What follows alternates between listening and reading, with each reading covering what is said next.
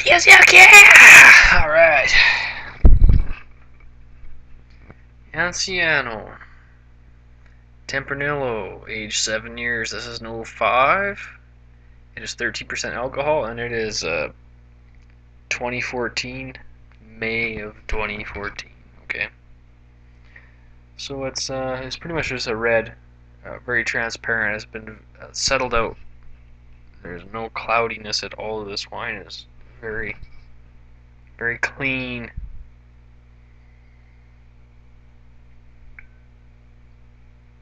Good color shot for you there. It's just that red, just flipping red. You can get a lot of aroma out of it by swirling it.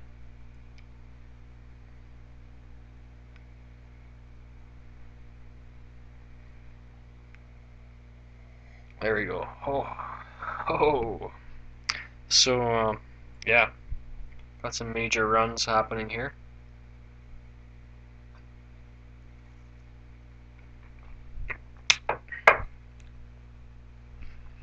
Extremely dry, extremely woody. You can like pretty much smell the oak.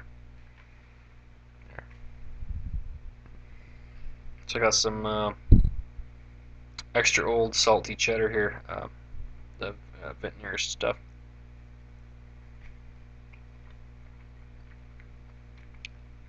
So it just melts on your tongue, you know.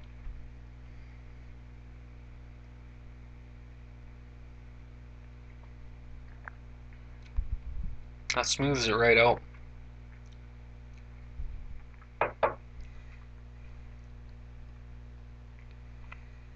Hmm.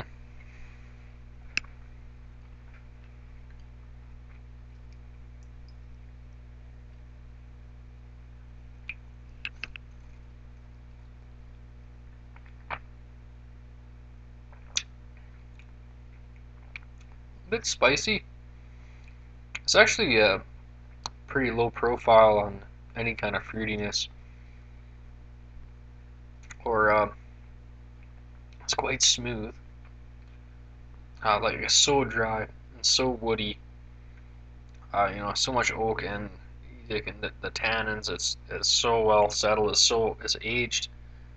Like this is an old wine to pick up for $13.49. 7-year age. Beside this, they had their 10-year aged, and it was closer to 20.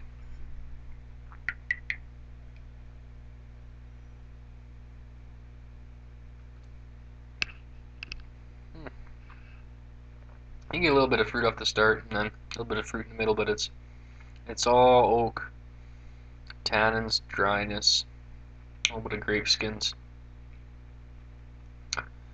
Nothing really too bad to speak of. It's just I was expecting a little more, I guess, flavor.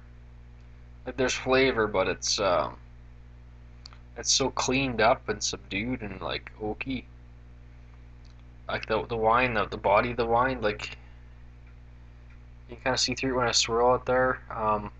It's kind of almost translucent red, kind of like a Pinot, but it's cleaner than most because it's 7 years old. Everything's settled out of it.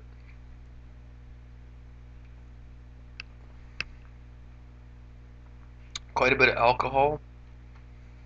I guess that major dryness is actually really kind of nice. I'm just not used to this exact thing. This is kind of new to me.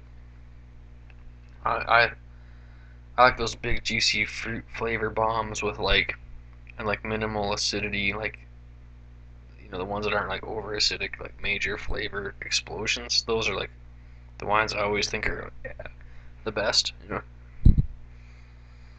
Well, this is kind of cool in its own way.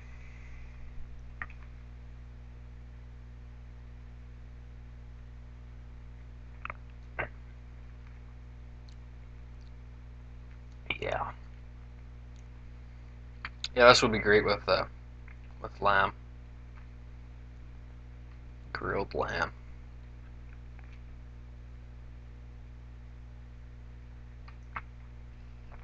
Well, the more I drink it, the more I like it. At first I was like, what the hell? And then it's growing on me. Not really getting any weird flavors to speak of. It's a great aroma. Start, middle, and finish is a bit blurred. It's really hard to decipher. It's just like almost like one smooth flavor shot, kinda. Uh, the body is extremely clean, uh, translucent, kind of runny. Um, you're getting a lot of tannins, a ton of oak, not a whole lot of acidity.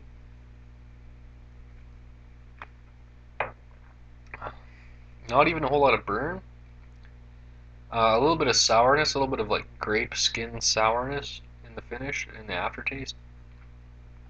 Any associations that have would be maybe a little bit of black cherry or whatever, a little bit, and just oak, tannins, grape seeds. It's pretty. It's complex yet basic structure. I don't know. It's hard to. Yeah, bit of a black cherry on the front edge there, and then sour grape skins on the back edge, and in the middle is just tons of oak and tannins. And not muddy at all. It was a real cork, and it was not corked or anything. Not even a whole lot of alcohol burn, even though you could tell there's for 13%. You know, the alcohol is showing off a bit. Doesn't taste mass produced. It's extremely well balanced. Doesn't seem to be any hollow spots really. It's not dungeony or anything. It's not getting any chocolate or anything weird like that. It's really, I think it's a pretty good wine. I don't think it's for everybody.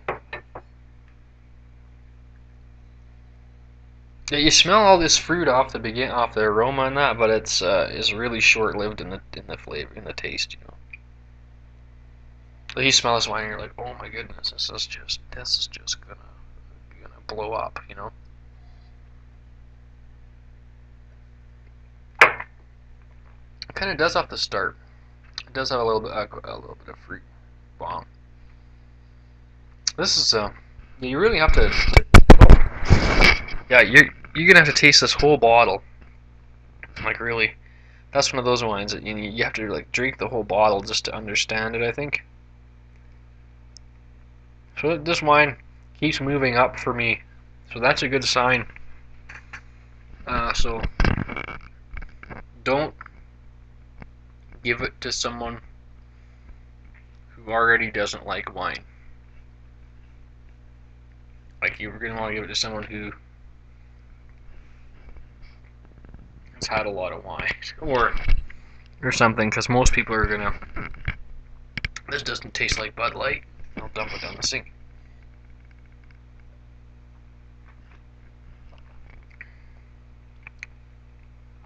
Yeah, I'd say this is definitely like moving up into your wine maturity level or something, because it does come off kind of cheap at start if you just take a sip of it and you're like, what the hell, because it is a bit sour in the finish, and it is kind of, if you're not really tasting out the oak and doing the right thing with it, it's going to come off really weak.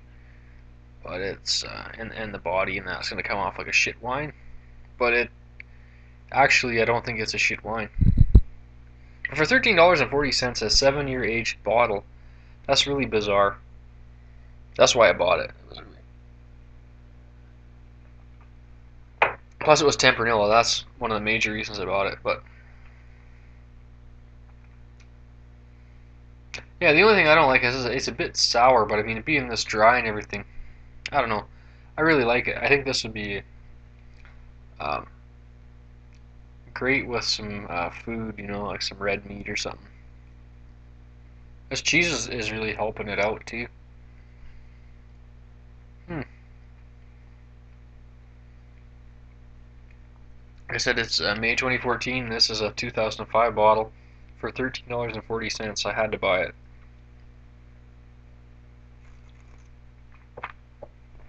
I can't remember if I mentioned they'd have the 10-year age stuff right next to it for a little bit less than 20, I believe.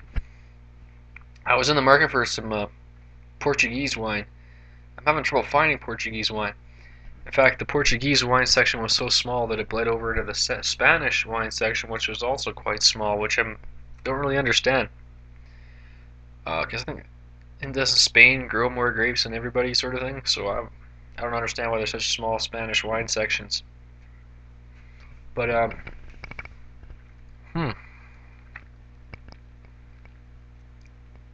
are seriously only like maybe at the most 15 Spanish wines and maybe 6 Portuguese wines in the biggest wine store in the city.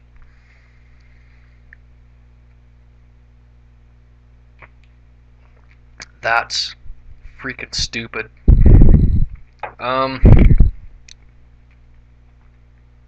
I just, more than anything, how I got into liking this wine, the more I'm drinking it, it's just like, because I do like dry wines, like the Italian type stuff. The Italian wines that are dry, and then Italian red wines that are dry, and then kind of like the Chianti and stuff like that. So, once you get your mind around the dryness, then you kind of expand mentally from there. I say it's pretty good wine. Definitely not for everyone. For me, it's not exactly. I would like it to be a little bit heavier, but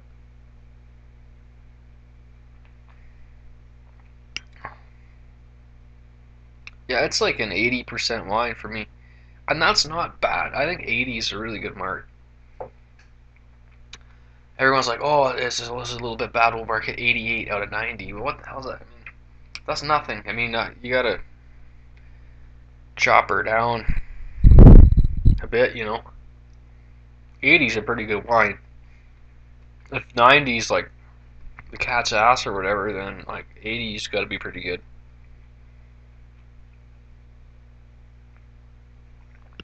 Okay, it's at least an 80-point wine. Try it. Let me know what you think. Don't be scared to pick this one for $13.40 if you like wicked dry wine, or like a light body. And I mean wicked. I mean like wicked, wicked dry. Try it out. I think it'd be great with like a lot of pastas and stuff. This would be really good. Um,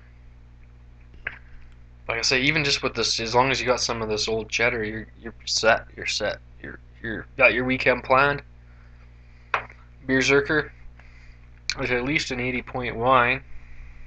An extraordinary deal.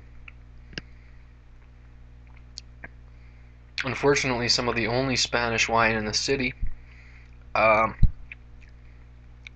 It's ridiculous. But anyway, Beerzerker 80% wine. I'm done my wine for the night. Done whining at you. Beerzerker, mute.